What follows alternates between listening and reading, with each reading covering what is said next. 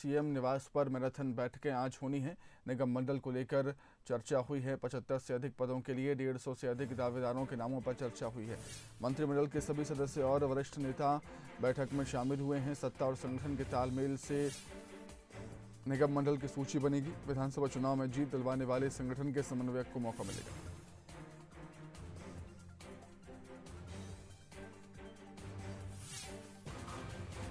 मंडल, निगम, आयोग और प्राधिकरणों में नियुक्तियां की जानी है, तो सारे प्रदेश के अपने जो विभिन्न साथी शेष हैं, बचे हुए हैं, उनके नामों में लगभग अंतिम सहमति आज बन गई है। कितने नाम घोषित? अब ये संख्या तो अब जितने आयोग और निगम, मंडल और प्राधिकरण है, अधिकांशों में नामजदगी बहुत शीघ्र हो जाएगी और उनके नामों में आज सहमति बनाने का हम लोगों ने काम किया है। छत्तीसगढ़ बीजेपी की स्थिति का जायजा लेने पहुंची नई प्रदेश प्रभारी डी पुरंदेश्वरी और सह संगठन प्रभारी नितिन नवीन ने अपना काम पूरा कर लिया है। छत्तीसगढ़ में बीजेपी 2023 के मिशन पर भारतीय जनता पार्टी काम करेगी। 2 दिनों तक लगातार कई तरह की बैठकें हुई। तमाम नेताओं से चर्चा हुई। राष्ट्रीय स्तर के उन नेताओं ने संगठन को आगे आने वाले दिनों में किस तरीके से काम करना है इसकी भी जानकारी दी है। डी पुरंदेश्वरी ने साफ तौर पर कहा है कि 15 साल की सरकार जो अब विपक्ष में है तो कई तरह की कमियों पर समीक्षा हुई है, लेकिन कमियां अंदर की बात है, मैं इन्हें मीडिया में नहीं बताऊंगी। उन्होंने ये भी कहा है कि जो पार्टी में काम करेगा उसका भविष्य दिखेगा।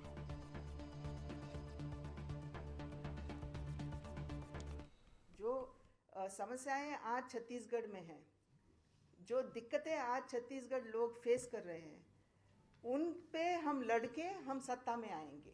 Again, I'm reiterating, we will base ourselves on the people, issues the people are facing, the failures of the present government. We will fight the elections and come back to power. No, everybody has to work. सभी को काम करना पड़ेगा. And इन 2 दिनों के जो समीक्षा हुई है, उसमें उनको ये मैसेज भी गया है कि सभी को काम करना पड़ता है. And based on their work, definitely their future will also be reflected. अब हमें पता चल रहा है कि they have failed completely in all the forms. So now it is time for us to come onto the field. Chhattisgarh दौरे के दौरान बीजेपी प्रदेश प्रभारी डी पुरंदेश्वरी ने संगठन की कई बैठकें ली। कांग्रेस सरकार को लेकर नई रणनीति भी तैयार की। डी पुरंदेश्वरी से खास बातचीत की हमारे न्यूज एडिटर अभिषेक शुक्ल ने। हमारे साथ बीजेपी प्रभारी डी पुरंदेश्वरी जी इस वक्त मौजूद हैं। यहाँ पर बैठकों का दौर चला है। 2 दिन की बैठक हुई, संगठनात्मक विषयों पर चर्चा हुई और कैसे हमारे पार्टी को स्ट्रेंथन कर सकते हैं और आगे का क्या कार्याचरण होना है, उन सब पे बात हुई और सभी से मंडलाध्यक्षों के से लेके ऊपर तक हम सभी भारतीय जनता पार्टी कार्यकर्ताओं से बात करें और we are going to come out with a plan of action. Thank you. हमारे साथ प्रभारी डी पुरंदेश्वरी जी थी और एक पार्टी को उन्होंने यहाँ पर एक मंत्र दिया है, समीक्षा की है और उसके बाद बैठकों का दौर यहाँ पर एक बार फिर से चल रहा है। उनका मानना है कि जल्द ही पार्टी जो एक्शन बना रही है वो सड़कों पर नजर आएगी। कैमरामैन अखिलेश के साथ अभिषेक शुक्ल, बंसल न्यूज, रायपुर। वहीं छत्तीसगढ़ बीजेपी के सह प्रभारी नितिन नवीन ने कहा कि कांग्रेस सरकार की विफलता हमारा ही मार्ग आसान करेगी। उन्होंने ये भी कहा है कि आने वाले दिनों में सड़कों पर बीजेपी का संघर्ष नजर आएगा। नितिन नवीन से बातचीत की बंसल न्यूज ने। हमारे साथ सह प्रभारी नितिन जी हैं। नितिन जी, बैठक शुरू हो गई है। कई समीक्षाएं हुई हैं, उन सभी बूथ से लेकर मंडल स्तर के कार्यकर्ताओं को मजबूत करना और उनके संगठन में जोड़ने का काम दिया गया है और आने वाले दिनों में बड़ी संख्या में हम सरकार की विफलताओं को लेकर सड़क पर उतरने वाले हैं। कांग्रेस बड़ी चुनौती दे रही है सर, कैसे इससे सरकार की चुनौती, कांग्रेस की चुनौती धरातल पर कहीं पर नहीं है, वो अपनी विफलताओं में फंसने वाले हैं। देखिए, सह प्रभारी ने एक तरीके से चुनौती को स्वीकारा। उनका कहना है कांग्रेस अपनी विफलताओं में घिरेगी और इसी का लाभ उठाकर बीजेपी आने वाले दिनों में सड़कों पर चुनौती देती नजर आएगी सरकार को। कैमरामैन अखिलेश के साथ अभिषेक शुक्ल, बंसल न्यूज, रायपुर। थाने में रेड लिस्ट लगाने का मामला लगातार तूल पकड़ता जा रहा है। मुख्यमंत्री और गृह मंत्री के बयान के बाद अब संगठन ने इस मामले पर बिलासपुर विधायक को घेरा। बयानबाजी के बीच पार्टी के अंदर ही अंतर्कलह दिखने लगी है। इन सब के बीच सत्ता और संगठन आमने सामने। छत्तीसगढ़ कांग्रेस में अंतर्कलह है। थाने की रेड लिस्ट मामले ने पकड़ा तूल। कांग्रेस विधायक के बयान पर संगठन नाखुश। बयानबाजी पर कार्रवाई की मांग। यहाँ पर एक रेड लिस्ट लगा दीजिए। रेड लिस्ट इतने काम का इतना पैसा, उतने काम का उतना पैसा, इस चीज का उतना पैसा, यहाँ पर दुकानदारी होनी शुरू हो गई है। माननीय मंत्री जी, आपके निर्देश पर जो पुलिस विभाग को काम करना चाहिए, वो पुलिस विभाग हमारे बिलासपुर में काम नहीं कर रहा है। इसका मुझे बेहद अफसोस है, बेहद खेद है। कांग्रेस विधायक का ये बयान पार्टी के लिए गले की हड्डी बन गया है। इसने कांग्रेस की अंतर्कलह को सबके सामने ला दिया है। पार्टी और संगठन के तालमेल पर भी सवाल खड़े हो गए हैं, क्योंकि एक विधायक ही अपनी सरकार की पुलिस पर गृह मंत्री के सामने सवाल उठा रहा है। ये सब बिलासपुर के तारबहार थाने के नए भवन के वर्चुअल लोकार्पण समारोह के दौरान हुआ। पुलिस विभाग की फजीयत होते देख ताम्रध्वज साहू ने बीच में विधायक को टोका भी। लिखित शिकायत करने की नसीहत देते हुए मामले को संभालने की कोशिश की। बाद में मुख्यमंत्री ने भी विधायक को पार्टी फोरम में अपनी शिकायत करने की नसीहत दी। कोई जानकारी है तो लिखित शिकायत करनी चाहिए और इस प्रकार से सार्वजनिक बयान करना उचित नहीं है। यदि उनकी जानकारी है, यदि कोई इस प्रकार के उनके पास जानकारी है तो हमको दे। जो भी ऐसा कर रहे हैं उसके खिलाफ सख्त कार्रवाई होगी, अन्यथा इस प्रकार की बातों से बचना चाहिए। भूपेश के बयान के बाद संगठन ने इस मामले पर अपनी तीखी प्रतिक्रिया दी है। पार्टी के खिलाफ सार्वजनिक रूप से बयानबाजी करने वालों पर संगठन की ओर से कार्रवाई के संकेत दिए गए हैं।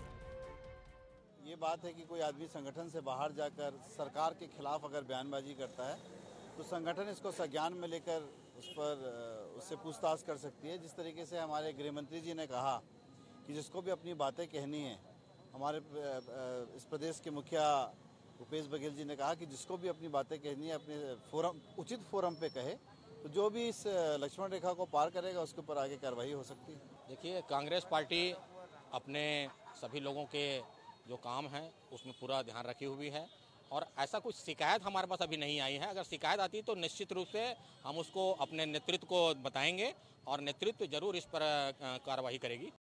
बहरहाल एक बात तो तय है कि विधायक के इस बयान ने प्रदेश में कांग्रेस की सरकार को कटघरे में खड़ा कर दिया है।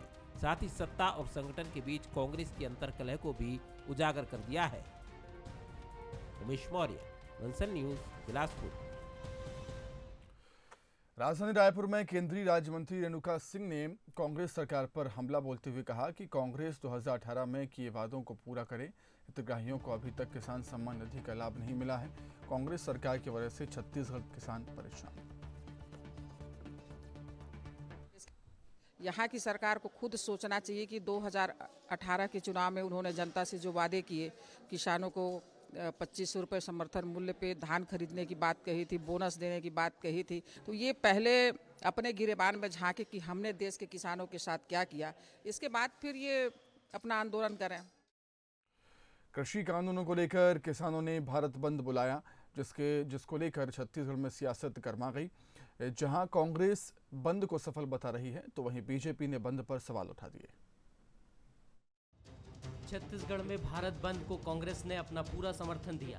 इसको देखते हुए खुद पीसीसी अध्यक्ष मोहन मरकाम, संसदीय सचिव विकास उपाध्याय सड़कों पर निकले। बाद में मुख्यमंत्री भूपेश बघेल ने प्रेस कॉन्फ्रेंस की और कहा कि उनकी सरकार काले कानून के खिलाफ है। बिना किसी राजनीतिक दल से चर्चा के इन्हें किसानों पर थोप दिया गया है। समर्थन मूल्य के नीचे खरीदी ना हो, इसलिए हजारों लाखों किसान धरने पर बैठे। मुख्यमंत्री ने कहा केंद्र सरकार को तीनों काले कानूनों को वापस लेना चाहिए। जो कानून आप बना रहे हैं वो कानून 2006 में बिहार में पहले से लागू है। आपने वहाँ एपीएमसी कानून को समाप्त कर दिया, मंडी को समाप्त कर दिया और सबसे बुरी हालत यदि कहीं है किसानों की तो बिहार में है। वहाँ 700 और 800 रुपये क्विंटल में धान बेच रहे हैं, तो यही हालत पूरे देश में होने वाला है। अमूमन यही स्थिति पूरे प्रदेश में देखी गई। धमतरी जिले में बंद का मिला जुला असर दिखा। जगदलपुर में बंद को व्यापक समर्थन मिला। यहाँ कोई अप्रिय घटना की जानकारी नहीं मिली। दंतेवाड़ा समेत गीदम, बारसूर, बचेली में भी अधिकतर दुकानें बंद रही। बीजापुर, जांजगीर में भी कांग्रेस ने बंद को सफल बनाने पूरे प्रयास किए। उधर बीजेपी ने बंद पर तो सवाल उठाए ही, कांग्रेस की मंशा पर भी सवाल उठाए। राजनीतिक हाथ में चला गया है। बंद कराने वाले किसान के जितने भी बड़े नेता थे उन्होंने स्पष्ट रूप से कहा था कि ये बंद में राजनीतिक दलों को घुसने नहीं दिया जाएगा, मगर आज जो सारे राजनीतिक दल के चेहरे सामने आ गए हैं कि राजनीतिक दल के लोग ही इनके पृष्ठभूमि में हैं और ये राजनीतिक षड्यंत्र के द्वारा ही किसानों को बरगलाने का काम कर रही है। 2018 के चुनाव के बाद से ही राज्य की राजनीति किसान के इर्द गिर्द घूम रही है, इसलिए किसानों के बुलाए बंद पर सियासत होनी ही थी। बंद को जहां कांग्रेस ने पूरी तरह से सफल बताया, वहीं बीजेपी ने बंद पर सवाल उठाए। दोनों दल खुद को किसानों का हितैषी बताने में भी पीछे नहीं रहे, लेकिन यह आने वाले दिनों में ही साफ होगा कि किसान किसके साथ है। इसके लिए बीजेपी को 3 साल तक सड़क पर किसानों की लड़ाई लड़नी है और कांग्रेस को 3 साल तक किसानों के लिए काम करना है। अभिषेक शुक्ल, बंसल न्यूज, रायपुर। कृषि बिल के विरोध में हुए भारत बंद का असर अंबिकापुर में भी देखने को मिला। यहां बड़ी संख्या में कांग्रेसी कार्यकर्ताओं ने रैली निकालकर इस बिल का विरोध दर्ज कराया। इस दौरान शहर के कई प्रतिष्ठान पूरी तरह बंद रहे। दरअसल प्रदेश कांग्रेस कमेटी के आह्वान पर जिला कांग्रेस कार्यालय में बड़ी संख्या में कार्यकर्ता एकत्रित हुए थे। इसके बाद रैली निकालकर सभी ने लोगों से भारत बंद को सफल बनाने की अपील की। कांग्रेस जिला अध्यक्ष राकेश गुप्ता ने कहा कि आज कुछ लोग दलालों के साथ है तो कुछ लोग किसानों के साथ है। कांग्रेस पार्टी किसानों के साथ खड़ी। तो आज कांग्रेस पार्टी किसानों के साथ खड़ी है और जो लोग दलालों के साथ खड़े हैं वो बड़ी बड़ी बात करने वाले लोग किसानों से 6-6 बार मीटिंग करते हैं और अभी तक कोई सार्थक निष्कर्ष नहीं निकलता। तीनों काले कानून गलत है। आज 50 से 60 दिन हो गया किसान अपनी खेती छोड़ करके सड़क पर है, परिवार के साथ सड़क पर है। ये भाजपा के लोग, नरेंद्र मोदी की जो किसान विरोधी जो मानसिकता है, वो लोग कहते हैं कि ये प्रायोजित है। कोई आंदोलन 70 दिन और 100 दिन तक प्रायोजित नहीं चल सकता और आंदोलन का स्वरूप बढ़ रहा है। पूरा देश किसानों के साथ खड़ा है और दलालों के साथ खड़े होने वाले जो लोग हैं वो बड़ा अब साफ साफ दिखने लगेंगे। केंद्र सरकार के 3 नए कृषि कानूनों के खिलाफ किसान संगठनों ने आज भारत बंद का कल आह्वान किया था। छत्तीसगढ़ में बंद की 5 तस्वीरें हम आपको दिखाते हैं। पहली तस्वीर रायपुर से है, जहां सुबह सड़क किनारे ठेले वाले कुछ व्यवसायियों ने दुकानें खोली थी, लेकिन कांग्रेस नेताओं की अपील के बाद उन्होंने दुकानें बंद कर दी। दूसरी रायगढ़ से है, जहां कांग्रेस कार्यकर्ताओं ने अपील करते हुए बाजार की सभी दुकानें बंद कराईं। वहीं बिलासपुर में चौक चौराहों पर केंद्र सरकार की नीतियों का जमकर विरोध देखने को मिला। चौथी तस्वीर कवर्धा से है, जहां भारत बंद का असर देखने को मिला। यहां चैम्बर ऑफ कॉमर्स ने बंद का समर्थन किया। वहीं 5वीं तस्वीर कोंडागांव की है, जहां कृषि कानून के विरोध में सुबह से ही व्यापारियों ने अपनी दुकानें बंद रखी थी। कानून व्यवस्था बनाए रखने के लिए पुलिस भी वहां पर मुस्तैद रही।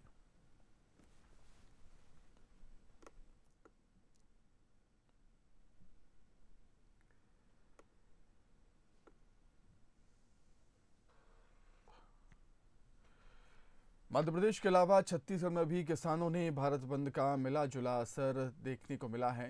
पहली तस्वीर जगदलपुर से है, जहां बंद का असर देखने को मिला।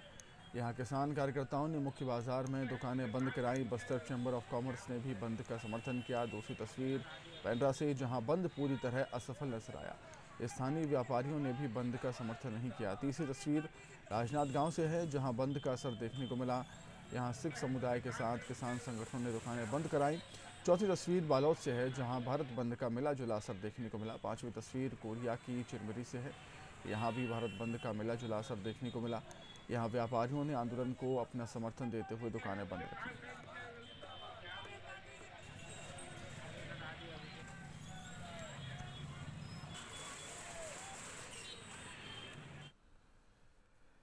नगरनार में जमीन सीमांकन में लापरवाही को लेकर किसान लामबंद हो गए। किसानों ने बस्तर प्राधिकरण के अध्यक्ष को ज्ञापन सौंपा।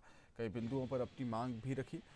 दरअसल 2 साल पहले इस इलाके के लगभग 200 एकड़ के आसपास ज़मीनों की खरीदी बिक्री व्यापारियों ने की थी। साथ ही ज़मीन का सीमांकन नहीं किया गया था। ऐसे में कई किसान अपनी ज़मीन पर काबिज खेती कर रहे थे। सरपंच का कहना है कि ताज्जुब की बात है कि क्रेता विक्रेता को इस बात की जानकारी नहीं है कि वास्तव में कौन सी ज़मीन उनकी है। पता चला कि जो ज़मीन कब्जा खास और जो कमाते आ रहा है वो किसान कभी बेचा नहीं। उनके पास भी पट्टा है, वो कमा के खा रहा है, कई पीढ़ी बीत गया है और उनको पता भी नहीं है कि उनका ज़मीन बिक गया है।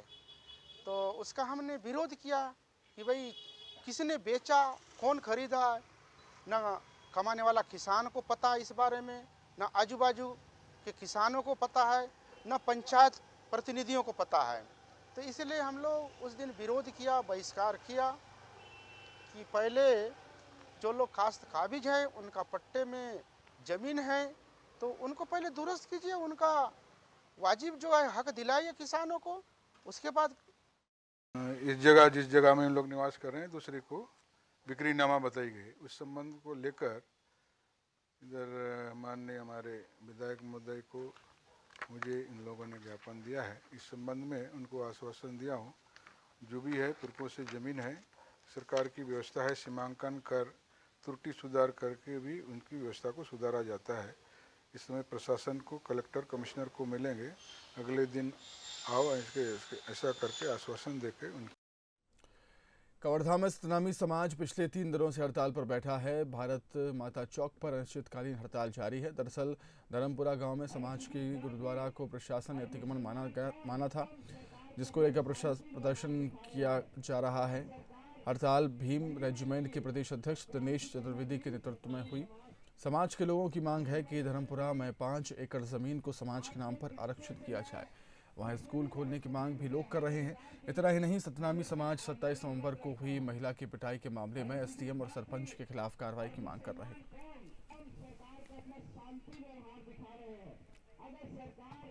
वहाँ पर बर्बरतापूर्वक तोड़ा गया है, हमारी माताओं के ऊपर लाठी चलाया गया है, वो भी पुलिसकर्मी के द्वारा, ना कि महिला कर्मी के द्वारा। इसका हम पूर्णतः निंदनीय करते हैं और हमारा यही मांग है कि वो हमारा गुरुद्वारा यथावत ससम्मान वहाँ निर्माण करें।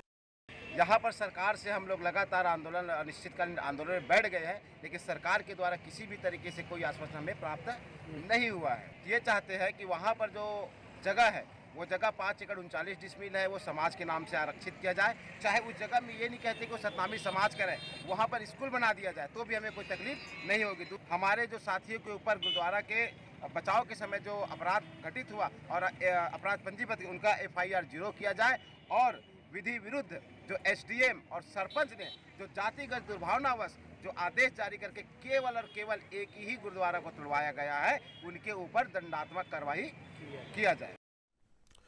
रायगढ़ में इंडियन मेडिकल एसोसिएशन ने केंद्र सरकार के नए बिल का विरोध किया। नए बिल के तहत छोटे ऑपरेशन के लिए आयुर्वेदिक और होम्योपैथिक डॉक्टर्स को इजाज़त दी गई।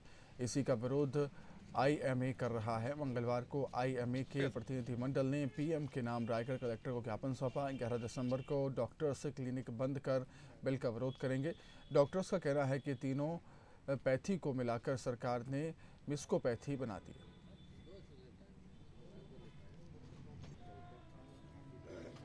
सरकार ने एक अध्यादेश जारी किया। इस अध्यादेश का जरिए ये बताया गया है कि एलोपैथिक का जो चिकित्सा पद्धति है, स्पेशली जो सर्जिकल चिकित्सा पद्धति है, शल्य चिकित्सा पद्धति है, ये होम्योपैथिक और आयुर्वेदिक का जो आयुर्वेदिक में जो पढ़ाई करते हैं ये लोग भी कर पाएंगे। ये ठीक नहीं है, क्योंकि होम्योपैथिक और आयुर्वेदिक का जो पढ़ाई का जो ढंग है, तरीका है, वो कम्प्लीटली अलग है एलोपैथिक से।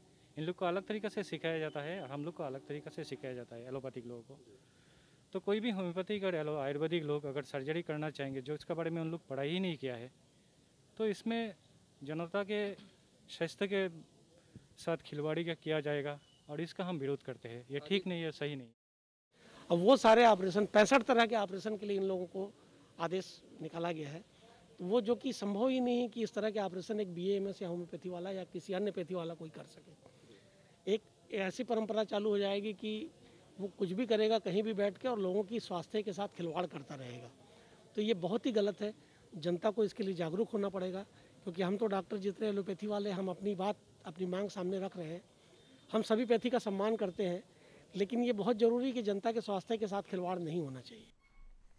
वहीं छत्तीसगढ़ में बीएड के लिए आवेदन की आखिरी तारीख आज है। दावा आपत्ति के लिए 6 घंटे मिलेंगे। केवल 14,000 सीटों के लिए 30,000 आवेदन किए गए हैं। शिक्षक भर्ती को लेकर बीएड की डिमांड ज़्यादा है। बीएड में प्रथम चरण के तहत प्रवेश की प्रक्रिया जारी है। ऑनलाइन आवेदन की आखिरी तारीख 5 दिसंबर थी। तकनीकी दिक्कतों की वजह से तारीख बढ़ाई गई।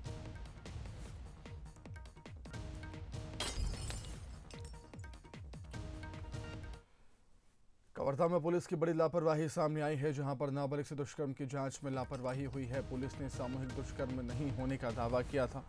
22 नवंबर को सर्किट हाउस के पास युवती से सामूहिक दुष्कर्म हुआ था। पुलिस ने मामले में कुल 5 आरोपियों को गिरफ्तार किया है। सिटी कोतवाली पुलिस की कार्रवाई।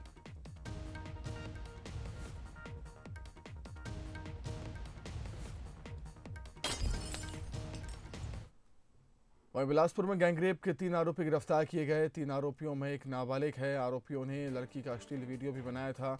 वीडियो वायरल करने की धमकी देकर गैंगरेप किया था। तार बाहर थाना इलाके का ये मामला बताया जा रहा। बिलासपुर में गैंगरेप के 3 आरोपी पुलिस के हत्थे चढ़ गए। तीनों आरोपियों में एक नाबालिग भी शामिल है। आरोपियों ने लड़की का अश्लील वीडियो बनाया था और वीडियो वायरल करने की धमकी देकर उसके साथ गैंगरेप भी किया।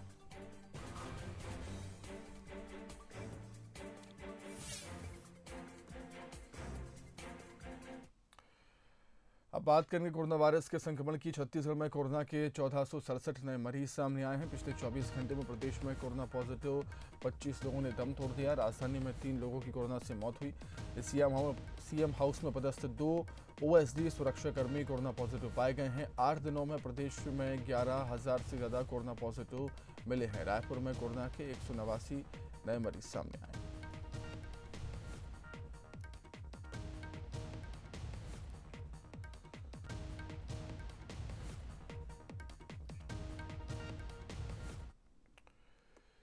खबर बिलासपुर से, जहां पर खाकी पर कलंक लगा है। यहां डायल 112 के 2 आरक्षकों पर एक नाबालिग से रेप का आरोप लगा है। मामला सरकंडा थाने का है। आरोपी आरक्षकों को गिरफ्तार कर दिया गया है। पीड़ित का आरोप है कि अक्टूबर में वो सरकंडा इलाके में आई थी। इस दौरान दोनों आरक्षक ने उसे पकड़ दिया, नंबर लेकर धमकाने लगे, बाद में रेप भी किया।